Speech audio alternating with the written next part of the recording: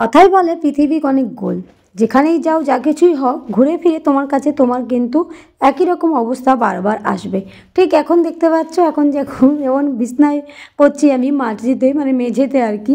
আমাদের ছোটোবেলাটাও কিন্তু এইভাবেই কেটেছে, অভাবের সাথে দারিদ্রতার সাথে। এইভাবেই কিন্তু আমরা দিন কাটিয়েছি বছরের পর বছর। তাই আমাদের এই ব্যাপারটাকেও অতটা গায়ে লাগে না, কারণ আমি ছোটো থেকে বড় হয়েছি, আমাকে এক লাফে কখনোই কিছু আমি পাইনি।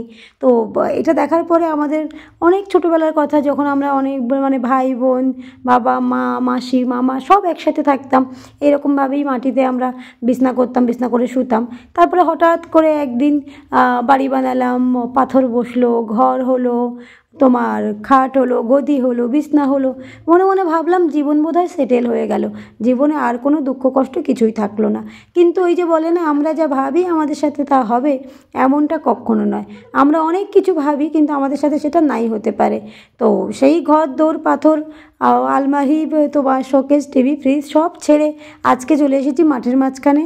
আর জীবন কাটাচ্ছি সেই একদম ছোটোবেলাকার মতো, যদিও এতে কোনো দুঃখ নেই, একটা অদ্ভুত শান্তি আছে। মানে গদিতে শুয়েও সে শান্তি পাওয়া যেত না, যে শান্তিটা আমি এখানে মেঝের মধ্যে ওই দুটো ছোটো ছোটো বালাপোষ পেতে আছি। আর সবথেকে বড় কথা, আমি মানে কীভাবে শুচ্ছি সেটা বড় কথা নয়, বড় কথা দেখো আমার বাচ্চারা আমার কাছে এমন আটালার মতো পড়ে থাকে না, একেবারে আটালি পোকা, যেন মনে হয় কি বাবা কি না কি বিশাল একটা ব্যাপার। তো তোজসোনার বিছনা একটু আলাদা করা, আর এটা আমাদের বিছনা, এখানে আমি গোপা থাকি, আর আমার সাথে সাথে কিন্তু আমার আরও দুটো বাচ্চা থাকে। আর এই দেখতে পাচ্ছ, এটাই গায়ে দিয়ে আমাদের রাত্রেবেলা কাটে, আমাদের দুই মা ছেলের।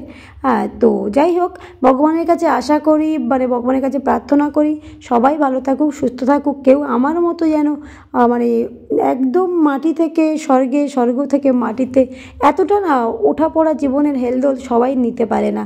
আমি জানি আমি একটুখানি কী যে পাথরের তৈরি সেটা আমি নিজেই জানি না। আমি হয়তো সব কিছুই মেনটেন করতে পারি, কিন্তু বাকি সবাই কিন্তু পারবে না। তো ভগবানকে বলি, ভগবান যাকে যেটুকু দাও, অল্পই দাও, কিন্তু তাকে সেটা স্টেবল লাইফ দিও। কারণ সবাই কিন্তু আমার মতো নির্লজ্জ নয়, যে জীবনে যাই হোক হাসতে হাসতেই বাঁচবে।